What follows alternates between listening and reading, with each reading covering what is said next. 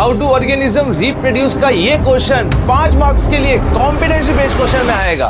Question में दे रखा है why it is not possible to construct whole organisms from the fragments in complex multicellular organism। इसको करने के लिए आओ डायग्राम पे आओ।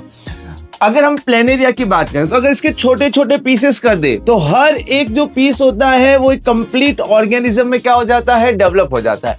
लेकिन अगर हम ह्यूमन बीइंग की बात करें जो कि ये क्या होते हैं, कॉम्प्लेक्स मल्टीसेल्युलर ऑर्गेनिजम्स होते हैं, उनके बॉडी पार्ट्स को अगर हम कट करें तो ये छोटे से पार्ट से पूरी बॉडी होती है वो डेवलप नहीं होती है। उसके पीछे का रीजन समझते हैं। देखो बेटा, प्लेनेरिया में क्या होता है, कुछ सेल होती है जिनको रीजनरेटिव सेल्स बोलते हैं। इन रीजनरेटिव सेल्स से क्या होता है, डिफरेंशिएशन होगा और नई सेल बन जाती है और इन्हीं नई सेल से क्या बनता है, प्लूरा प्लेनेरिया बन जाता है।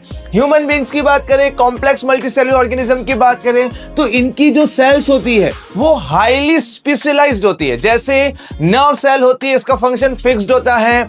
आरबीसी है, इसका फंक्शन क्या होगा, फिक्स्ड होगा। अब यही सेल ग्रुप होकर क्या बनाती है, टिश्यू बनाती है। टिश्यू से क्या बनते हैं, ऑर्गन्स, ऑर्गन से ऑर्गन सिस्टम और ऑर्गन सिस्टम से एक होल ऑर्गेनिज्म बनते हैं। यानी हमारा जो स्ट्रक्चर है बॉडी का वो बहुत ज्यादा कॉम्प्लेक्स होता है। सेल होती है वो क्या होती है, हाईली स्पेशलाइज्ड होती है। इस वजह से बॉडी के छोटे पार्ट से पूरा कंप्लीट ऑर्गेनिज्म बनाना पॉसिबल नहीं है।